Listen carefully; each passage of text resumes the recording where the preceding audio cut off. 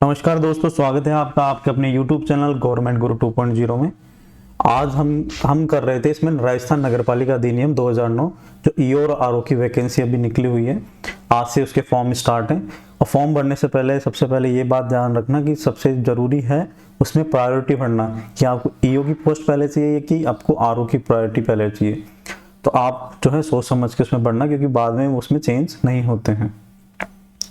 तो आज से फॉर्म भरने स्टार्ट हो गए हैं और हमने पिछली क्लास में देखा था राजस्थान नगरपालिका अधिनियम के चैप्टर फर्स्ट देखा था। कुल 17 चैप्टर हैं, 344 धाराएं हैं। इसमें से हमने पहला चैप्टर कंप्लीट कर लिया, परिभाषाओं का चैप्टर अपन ने कंप्लीट कर लिया है। कुछ परिभाषाएं हैं जो रह गई है, वो अपन चैप्टर के साथ साथ जैसे जैसे आगे चलेंगे वो वैसे पढ़ेंगे, क्योंकि वो परिभाषाएं तभी समझ में आएगी जब अपन उसके बारे में थोड़ी डिटेल पढ़ेंगे, इसलिए मैंने उसमें नहीं करवाई थी। अब हम आज से शुरू करने जा रहे हैं अध्याय सेकंड, मतलब चैप्टर सेकंड। इस चैप्टर सेकंड का नाम है नगर पालिका का गठन एवं शासन, है ना। तो नगर पालिका का गठन कैसे होता है और यहाँ पे शासन किस तरह से संचालित होता है, उसके बारे में हम यहाँ पे चर्चा करेंगे। और शुरू करने से पहले अगर चैनल पे आप नए हो तो चैनल को सब्सक्राइब करिए और नोटिफिकेशन जो है आपको प्राप्त है, इसलिए बेल आइकन पर भी बटन दबाइए, ठीक है। और अपन शुरू करते हैं अब। धारा 3 मतलब नगर पालिका अधिनियम में चैप्टर 2 का जो नाम है नगर पालिकाओं का गठन और शासन, मतलब नगर पालिकाओं का गठन किस तरह से होता है और वहाँ पे शासन किस तरह से होता है। तो इसमें शुरुआत में है धारा 3। धारा 3 मतलब इसका नाम है, धारा 3 का नाम है नगर पालिकाओं का परिसीमन। नगर पालिकाओं का परिसीमन। मैंने टेलीग्राम चैनल भी बनाया है। टेलीग्राम चैनल पे आपको इसकी पीडीएफ वगैरह या और भी कुछ चीज़ें, आपको जो भी कंटेंट है आपको वहाँ पे अवेलेबल हो जाएगा। सभी वीडियोस के लिंक वहाँ पे मिल जाएंगे आपको। डिस्क्रिप्शन से वो टेलीग्राम चैनल ज्वाइन कर लेना। गवर्नमेंट गुरु 2.0 के नाम से टेलीग्राम चैनल है, उसको ज्वाइन कर लो ताकि आपको सुविधा हो। देखिए, नगर पालिका का परिसीमन धारा 3 में लिखा हुआ है। इसके अंदर लिखिए, देखो क्या होता है कि परिसीमन से क्या मतलब है। परिसीमन मतलब किसी भी नगर पालिका का, जैसे मान लो ये क्षेत्र है ना। तो अब ये क्षेत्र कैसे आया कि मतलब अपन को ये थोड़ी पता है कि यहाँ नगर पालिका का क्षेत्र पहले से डिसाइडेड है, नहीं। राज्य सरकार आदेश निकालेगी, गजट नोटिफिकेशन, उसमें ये करेगी कि मान लो यहाँ पे कोई गांव है बी करके, अब ये नगर पालिका का जो क्षेत्र है, तो इसका मतलब ये है कि ये नगर पालिका का जो क्षेत्र है इस गांव को छोड़ते हुए भी तो ले सकती है, या इसका ये वाला एरिया भी शामिल कर सकती है। समझ रहे हो क्या बोल रहा हूँ मैं। तो ये जो है वो इसको परिसीमन कहते हैं, मतलब सीमाओं का, मतलब किसी नगर पालिका किसी क्षेत्र की सीमाओं का ज्ञान, ठीक है। सीमा डिसाइडेड हो जाती है, इसे कहते हैं नगर पालिका का परिसीमन। अब इसमें क्या ऐसे होता है वो हम आगे लिखते हैं, फिर मैं समझाता हूँ। राज्य सरकार द्वारा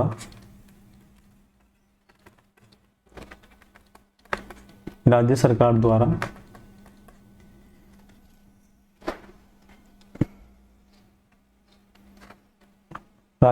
द्वारा गजट नोटिफिकेशन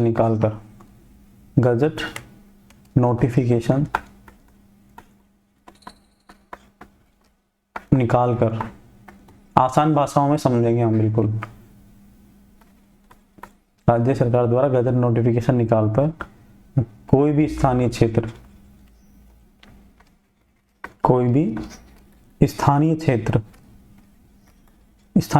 को नगर पालिका घोषित कर सकती है।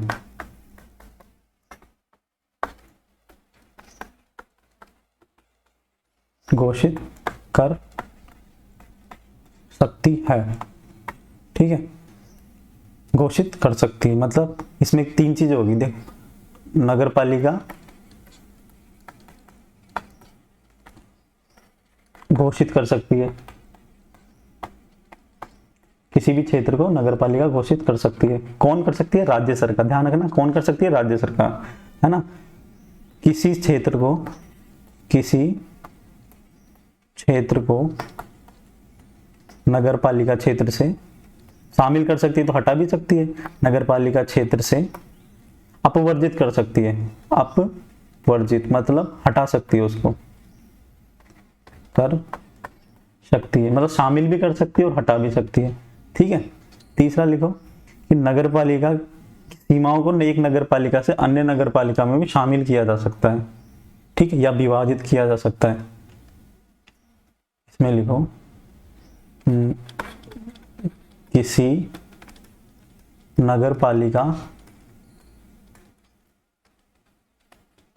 क्षेत्र को दूसरी अन्य नगर पालिका क्षेत्र में, ये समझाता हूं मैं अभी आपको, क्षेत्र में शामिल कर सकती है,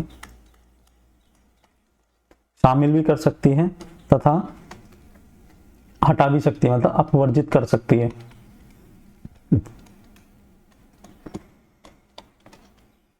ठीक है। नगर पालिका क्षेत्र घोषित करती है, मैंने बता दिया कि जैसे कोई ग्राम पंचायत है। अब ग्राम पंचायतों में वहां पे अभी माननीय गहलोत साहब ने करा था ना कि इतनी 27 नगर पालिकाओं का गठन करा था, है ना, तो पंचायत क्षेत्रों को नगर पालिका में कन्वर्ट कर दिया था, तो नगर पालिका क्षेत्र घोषित कर दिया। एक तो ये सिंपल सी चीज है। दूसरा है किसी क्षेत्र को नगर पालिका क्षेत्र से अपवर्जित कर सकती है। मान लो ये इतना बड़ा, मतलब अपन एग्जाम्पल के लिए मान लेते हैं 100 वर्ग मीटर का ये नगर पालिका क्षेत्र है, 1000 का मान लो, कुछ भी मान लो आप, है ना, मैं तो एग्जाम्पल दे रहा हूँ।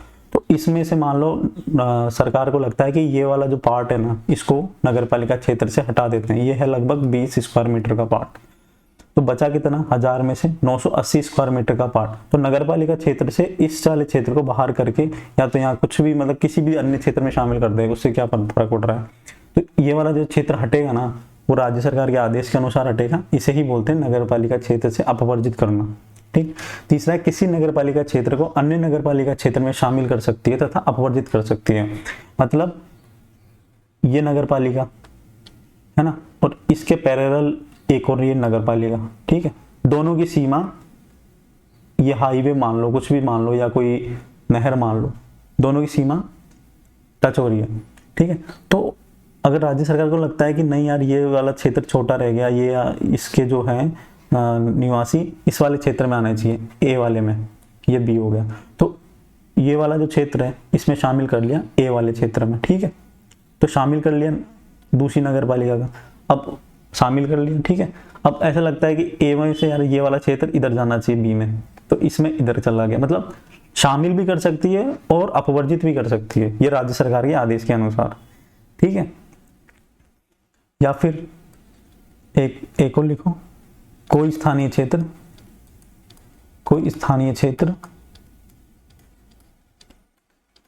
नगर पालिका न रहे।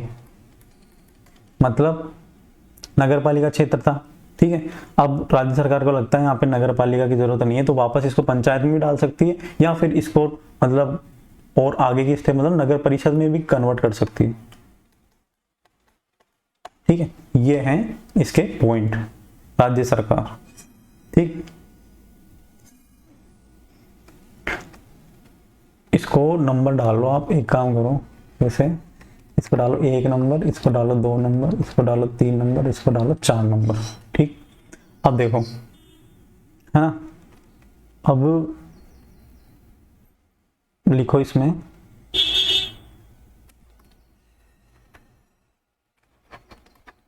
खंड 1 के अधीन आने वाले,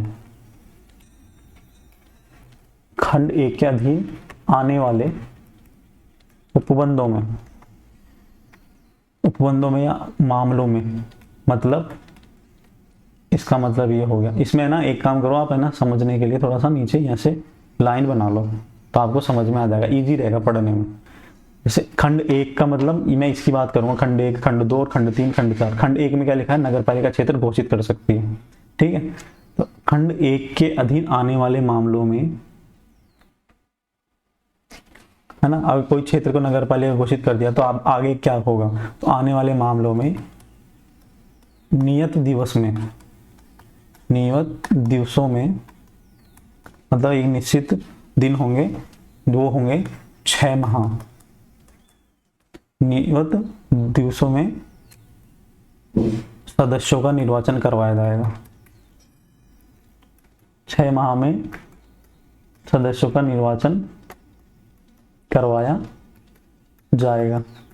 ठीक है, नई नगर पालिका बनी है तो वहां पर 6 महीने तक अंदर अंदर निर्वाचन करवाया जाएगा। ठीक है, अब लिखो खंड 2। खंड 2 में मतलब क्या था कि अपवर्जित कर सकती है ना, हटा सकती है, तो उसके लिए क्या किया जाएगा,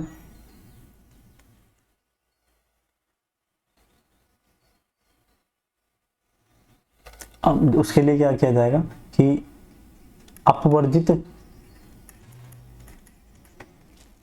अपवर्जित क्षेत्र के सदस्यों का प्रतिनिधित्व,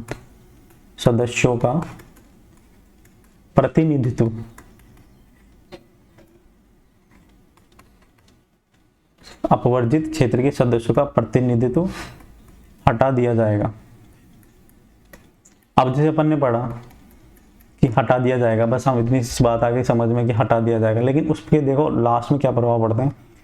मान लो ये क्षेत्र था और ये वाला जो क्षेत्र है ये बी, अब यहाँ से ये वाला क्षेत्र हटा दिया, मान लो ये वाला क्षेत्र हटा दिया, तो यहाँ के जो सदस्य थे ना, मेंबर या पार्षद, तो इन पे क्या इफेक्ट पड़ेगा। अब ये पार्षद तो जनता चुन के आई है, अब जनता चुन के आई है तो ऐसे थोड़ी कि ये क्षेत्र हटा दिया पार्षद हट जाएंगे, नहीं, ये क्षेत्र को हटा के इसमें शामिल किया ना, तो ये वाले जो पार्षद हैं या सदस्य हैं वो इस नगर पालिका के सदस्य कहलाएंगे। समझ गए, ये इसमें ये चीज लिखी हुई है। नंबर 3 चलते हैं। किसी नगर पालिका में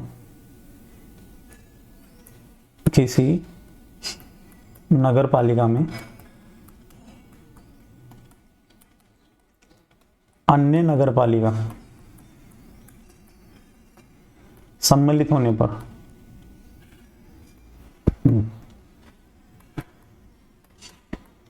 किसी नगर पालिका में अन्य नगर पालिका सम्मिलित होने पर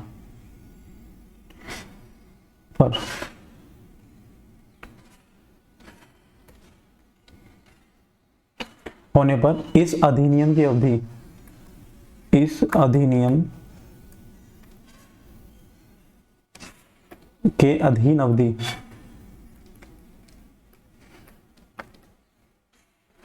अवधि समाप्त होने तक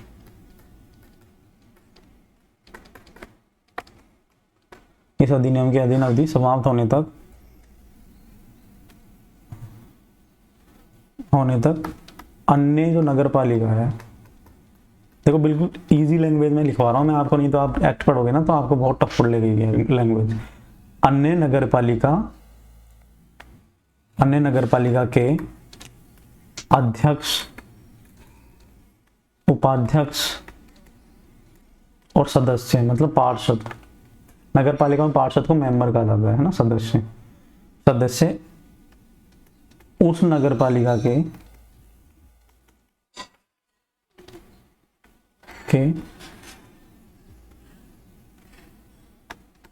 सदस्य समझे जाएंगे। आया समझ में, सदस्य समझे जाएंगे जिसमें अन्य नगर पालिका सम्मिलित हुई है। अभी समझाते हैं, देखो प्रैक्टिकली बहुत इजी तरीके से। अन्य नगर पालिका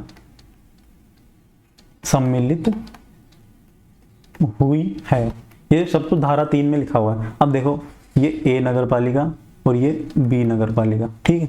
अब बी नगर पालिका मतलब अन्य नगर पालिका मानो, है ना, और ये अब ये अन्य नगर पालिका इसमें शामिल हो गई, तो इसके जो सदस्य, अध्यक्ष, उपाध्यक्ष जो भी थे ना, वो अब इसका क्षेत्र हो गया बड़ा, हो गया ना, ए नगर पालिका का क्षेत्र बड़ा, इसके जो सदस्य थे, सदस्य या अध्यक्ष या मेंबर जो भी मान लो, वो इस नगर पालिका के अध्यक्ष, सदस्य, मेंबर कहलाएंगे। अध्यक्ष भी मेंबर कहलाएगा, ध्यान रखना, ये नोट करने वाली बात है। अध्यक्ष, उपाध्यक्ष ये सब हैं जो सदस्य कहलाएंगे, ठीक है। आगे समझ में। लिखो नंबर 4, खंड 4 में शामिल मामले, खंड 4 में शामिल मामलों में, खंड 4 में क्या था कि कई क्षेत्र नगर पालिका नहीं रहे, तो नगर पालिका नहीं रहेगी तो नगर पालिका विघटित हो जाएगी, विघटित हो जाएगी। अध्यक्ष, उपाध्यक्ष और सदस्य सब गायब। ठीक है, अब यहाँ पे लाइन खींच लो ऐसे। ठीक है, आ रहा है ना समझ में? कोई दिक्कत कमेंट बॉक्स में जरूर बता देना, और मेरा टेलीग्राम चैनल जरूर ज्वाइन कर लेना, ताकि आपको अपडेट भी वहां से मिल जाएगी और थोड़ा स्टडी मटेरियल जो भी है आपको वहां पे प्राप्त हो जाएगा।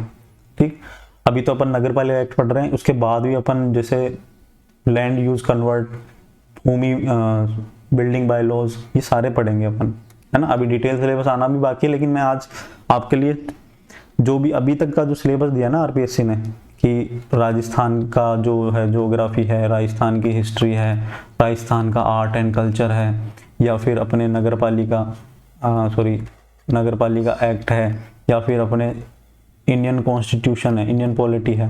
ठीक है, तो इन सब का मैं डिटेल नहीं दी उन्होंने आरपीएससी ने, तो अपन डिटेल सिलेबस पे मैं बना दिया हूँ, चर्चा करेंगे अभी नेक्स्ट वीडियो में। तो आपको अपडेट मिल जाएगी, नोटिफिकेशन मिल जाएगा अगर सब्सक्राइब किया है तो आपने।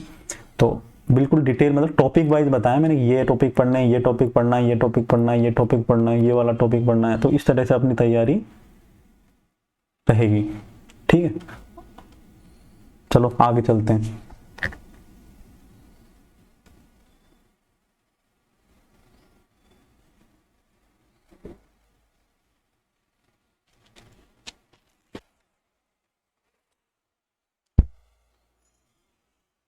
देखो, एक लिखो नोट करके, नोट में लिखो, जब कोई स्थानीय क्षेत्र नगर पालिका, जब कोई स्थानीय क्षेत्र नगर पालिका न रहे, तब उसमें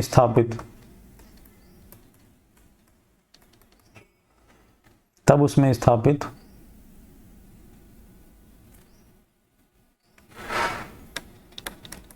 नगरपालिका निधि का अतिशेष जो बचा हुआ है, निधि मतलब राशि, मतलब जो भी फंड नगरपालिका के पास बचा हुआ था, मतलब नगरपालिका क्षेत्र अगर रहा ही नहीं, उसके बाद भी नगरपालिका के पास जितना भी फंड था, है ना, अतिशेष संपत्ति, दायित्व, है ना, अभी समझाता हूं, अधिकार, प्रभार, है ना, आदि राज्य सरकार में निहित हो जाएंगे।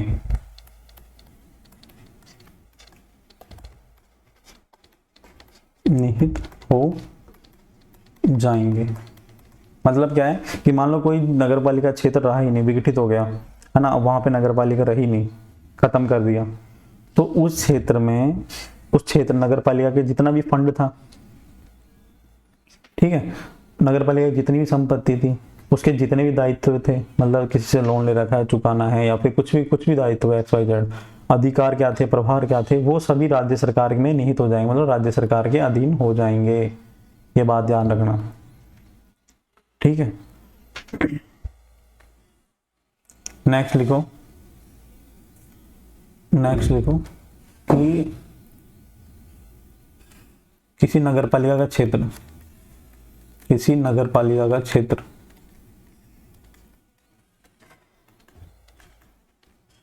अन्य नगरपालिका में शामिल कर लिया गया।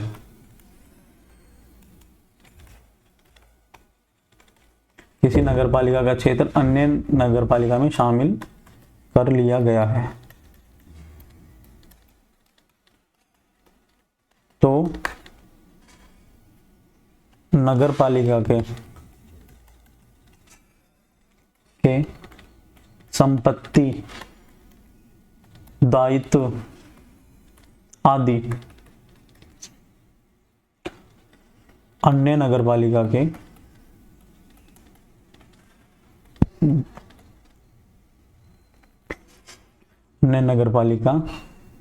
में निहित हो जाएंगे।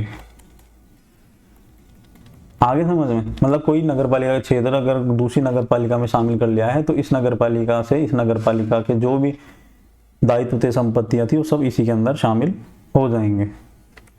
ठीक है, चलें अब नेक्स्ट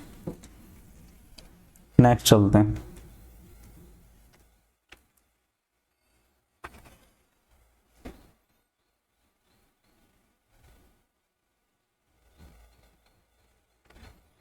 अब देखो क्या होता है, अब इसमें अपन पढ़ेंगे एक हेडिंग डालो छोटी सी समझने के लिए केवल कि अपन क्या पढ़ने वाले हैं, कि कोई गांव, ऐसे लिखो, गांव से नगर पालिका का गठन, ऐसे कर लो, फिर ऐसे कर लो, गांव नगर पालिका, मतलब नगर पालिका सबसे छोटी इकाई है, एक तरह से अपन मान सकते हैं स्थानीय, मतलब सॉरी नगरीय निकायों में सबसे छोटी मान सकते हैं अपन नगर पालिका, फिर नगर परिषद और नगर निगम, ये होता है। तो नगर पालिका भी है ना, तो किसी पंचायत को अगर गांव को नगर पालिका घोषित करते हैं तो क्या क्या चीजें होती है, इसमें कै डाल लो, कै, ऐसा क्षेत्र, पहली बात ऐसा क्षेत्र गांव नहीं रहेगा।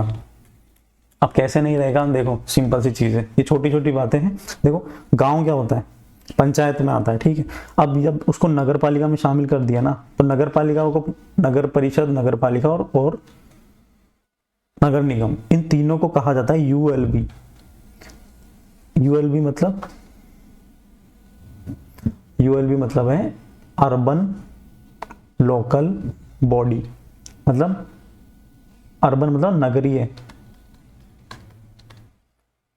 है ना, तो नगरीय निकाय कहा जाता है इनको।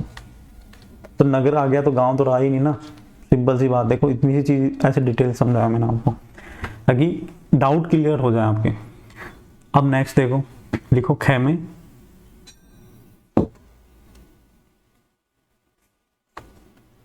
ऐसे लिखो इसमें कि ऐसे क्षेत्र में नगर पालिका कार्य करना प्रारंभ करेगी तथा पंचायत उस क्षेत्र में कार्य करना बंद करेगी।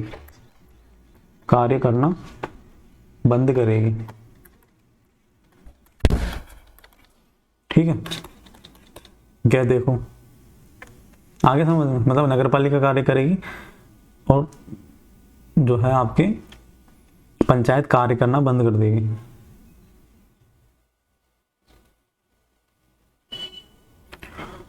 अब देखो इसमें खंड,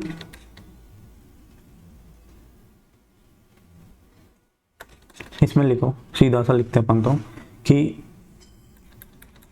ऐसा क्षेत्र जो पंचायत से, आसान भाषा में लिखते हैं, पंचायत से नगर पालिका में परिवर्तन हुआ है,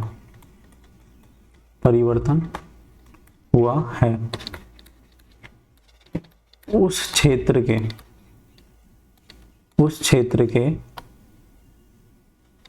सरपंच, उप सरपंच भी होते हैं आजकल, है डिप्टी सीएम, पंच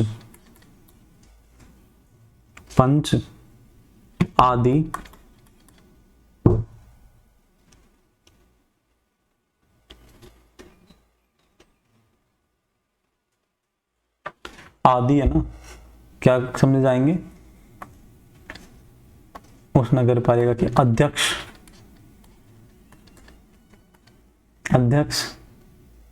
ठीक है, उपाध्यक्ष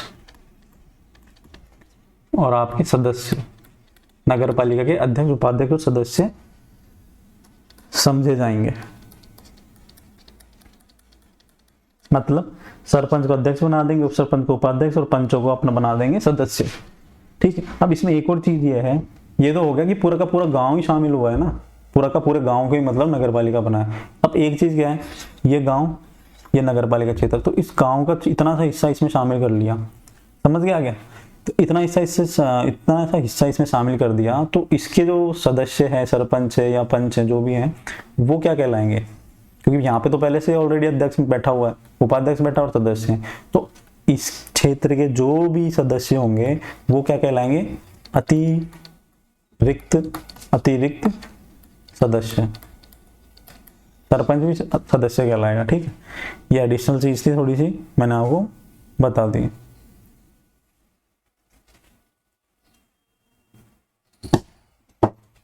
ठीक है, नेक्स्ट लिखो। नेक्स्ट ये है कि नगर पालिका क्षेत्र घोषित होने पर, नगर पालिका क्षेत्र घोषित होने पर, नगर पालिका क्षेत्र घोषित होने पर पंचायत में निहित मतलब पंचायत में जो भी शामिल थी ना शक्तियां, संपूर्ण आस्तियां, मतलब संपूर्ण मतलब इनकम जो आ रही थी या दायित्व, मतलब जो पंचायत को देना था, किसी को चुकाना था, है ना,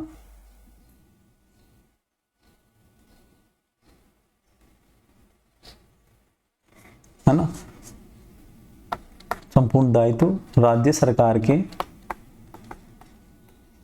आदेश के अनुसार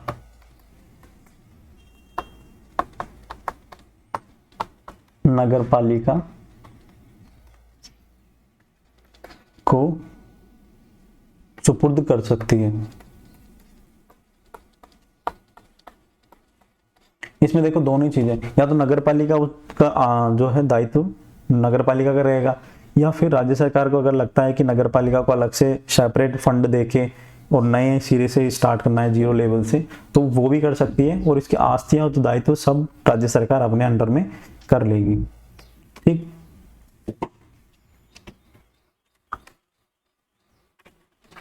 लिखो नेक्स्ट। नगर पालिका उस क्षेत्र में कर आरोपित कर सकती है, कर आरोपित कर सकती है जो न्याय संगत हो, या इस अधिनियम के अधीन हो, या न्याय संगत हो। मतलब नगर पालिका पंचायत में जैसे मान लो टैक्स नहीं लग रहा था पहले, लेकिन अब नगर पालिका बन गई, तो नगर पालिका बन गई तो उसको चाहिए इनकम, नगर पालिका को संचालन के लिए इनकम चाहिए, तो टैक्स कोई भी प्रकार का टैक्स लगा सकती है, जो नगर पालिका अधिनियम 2009 में दे रखा है। तो इस तरह से क्या है कि नगर पालिका में एक टैक्स लगता है, यूडी टैक्स। मैं आपको थोड़ा बताऊं इसके बारे में। यूडी टैक्स क्या होता है? अर्बन डेवलपमेंट टैक्स, इसको बोलते हैं हिंदी में नगरीय विकास कर। नगर पालिका का इनकम का बहुत बड़ा सोर्स है ये नगरीय विकास कर। तो ये है ये जो टैक्स है, ये क्या होता है, सब पे नहीं लगता है। ये दो कैटेगरी हो रखी है इसकी, एक तरह से अपन नॉर्मली माने तो एक तो आवासीय श्रेणी और दूसरा होता है व्यावसायिक श्रेणी। तो आवासीय में तो 100 गज मतलब 100 वर्ग गज, और यहाँ पे सॉरी आवासीय में 300 वर्ग गज और व्यावसायिक में 100 वर्ग गज, इन पे ये टैक्स लगता है। 300 से नीचे वालों पे किसी पे भी टैक्स नहीं लगेगा, आवासीय अगर उपयोग में हो रहा है तो। अगर कोई व्यावसायिक उपयोग हो रहा है तो 100 वर्ग गज पे टैक्स लग जाएगा। ठीक है, तो ये थोड़ी एडिशनल इन्फॉर्मेशन थी, इसलिए मैंने आपको बता दी कि टैक्स की बात आई। ठीक है,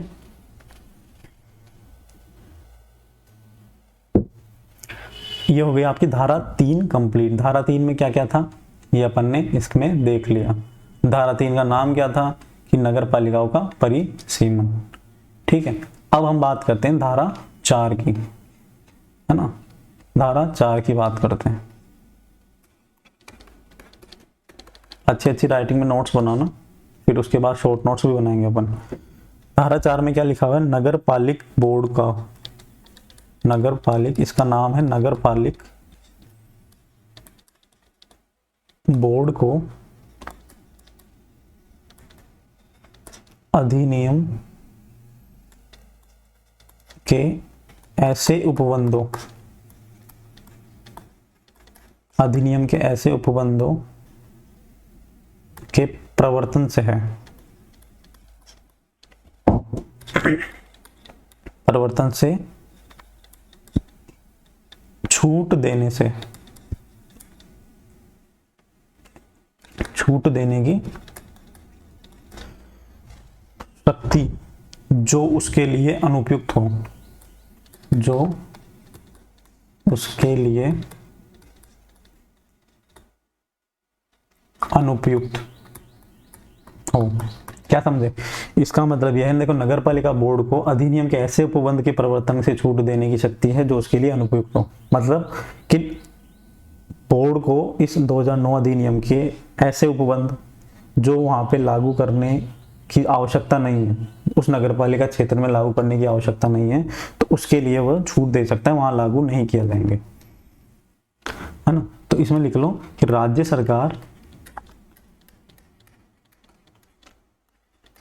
सरकार के लिखित आदेश अनुसार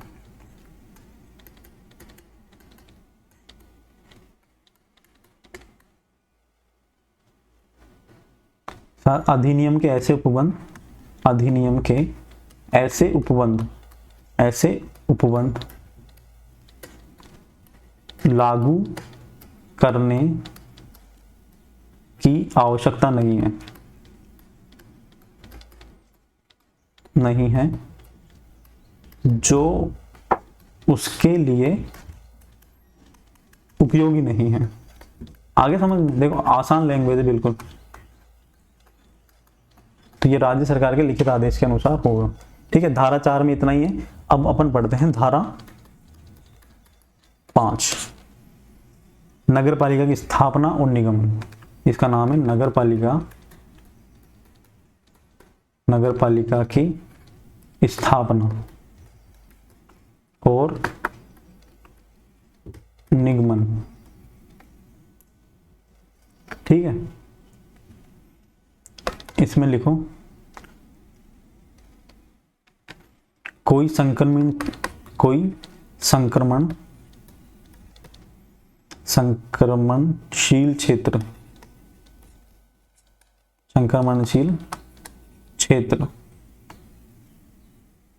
में नगर पालिका की स्थापना की जाएगी।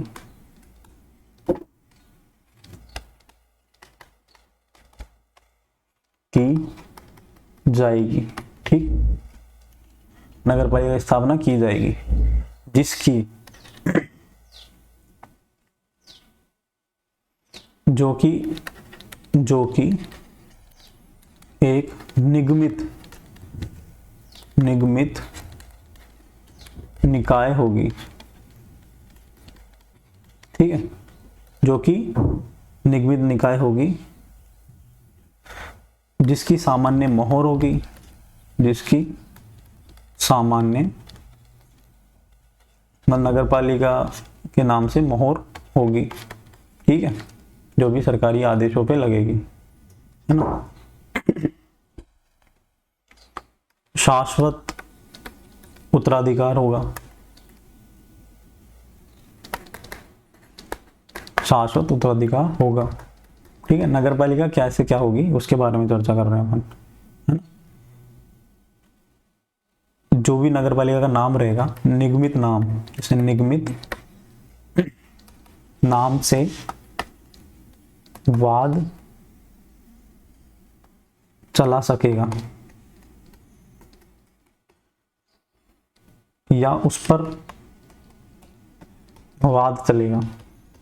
मतलब ऐसा, मतलब वो होगा निगमित नाम कि उसके ऊपर उसी नाम से जो है कोई भी केस अगर किसी को करना है, तो जैसे नगर पालिका मान लो बगरू है, तो बगरू नगर पालिका है या कोई भी नगर पालिका है, तो नगर पालिका बगरू के नाम से केस चलेगा, या नगर पालिका बगरू के नाम से अपन केस चला सकते हैं।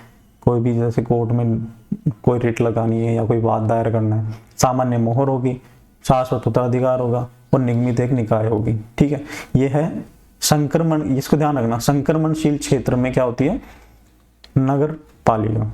सेकंड में क्या लिखा हुआ है कि लघु नगरीय क्षेत्र, लघु नगरीय क्षेत्र में नगर परिषद होगी, ठीक है।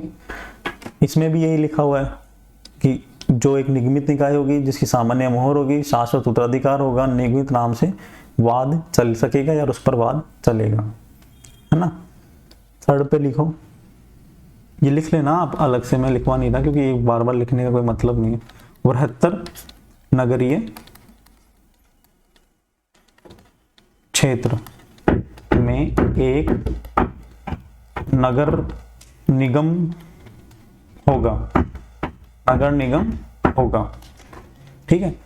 मतलब बड़े वाले क्षेत्र में तो बृहत्तर नगरीय क्षेत्र, बृहत्तर नगरीय क्षेत्र, लघु नगरीय क्षेत्र, ठीक है। यहाँ पे तो होगा नगर निगम, यहाँ होगा नगर परिषद, और संक्रमण क्षेत्र में क्या होगा, संक्रमणशील क्षेत्र में आपके नगर पालिका।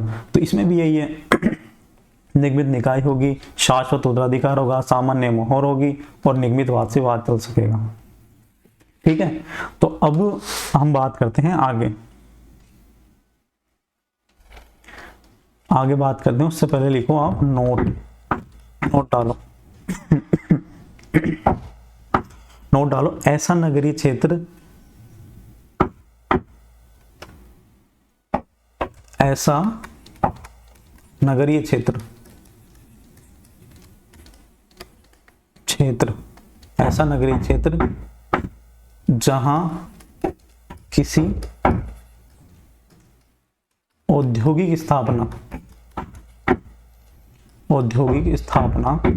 ऐसा निगमित क्षेत्र जहां किसी औद्योगिक स्थापना राज्यपाल के द्वारा घोषित हो। मतलब राज्यपाल ने किसी क्षेत्र को औद्योगिक के लिए घोषित कर रखा है तो उसे नगर पालिका में शामिल नहीं किया जाएगा, नगर पालिका में शामिल नहीं किया जाएगा, उसे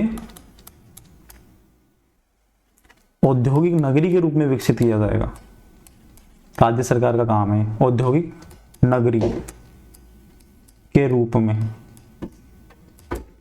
विकसित किया जाएगा।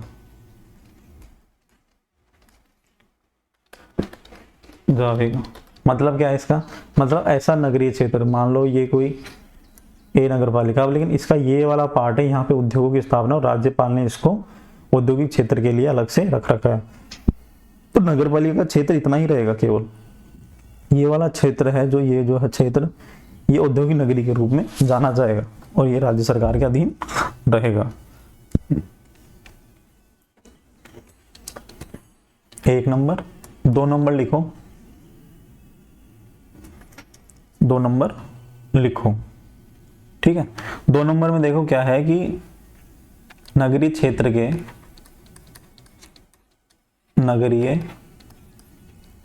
के सांस्कृतिक,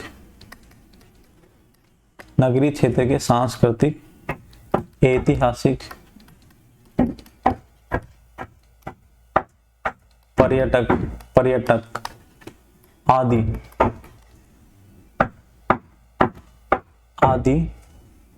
महत्व को ध्यान में रखते हुए, महत्व को ध्यान में, थोड़ा डिस्टरबेंस आ रहा होगा आपको, थोड़ा क्या है काम चल रहा था इसलिए, कोई दिक्कत नहीं है, थोड़ा सा बच रहा भी कर लेते हैं। महत्व को ध्यान में रखते हुए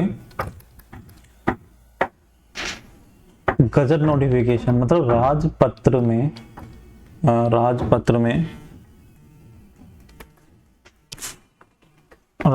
में प्रकाशित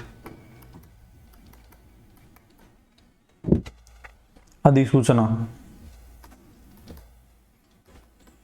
या राजपत्र में कौन प्रकाशित करेगा, राज्य सरकार, अधिसूचना, ब्रैकेट में लिख लो राज्य सरकार, राजपत्र में प्रकाशित अधिसूचना के द्वारा नगरपालिका क्षेत्र से अपवर्जित किया जाएगा, अपवर्जित किया जाएगा। क्या समझे इसका मतलब? इसका मतलब मैं समझाता हूं अभी, एक सेकेंड, इसमें थोड़ा सा आगे और लिख लेते हैं। ऐसे क्षेत्र में सरकार द्वारा पृथक से मतलब अलग से एक विकास प्राधिकरण का गठन किया जाएगा, एक विकास प्राधिकरण का गठन किया जाएगा।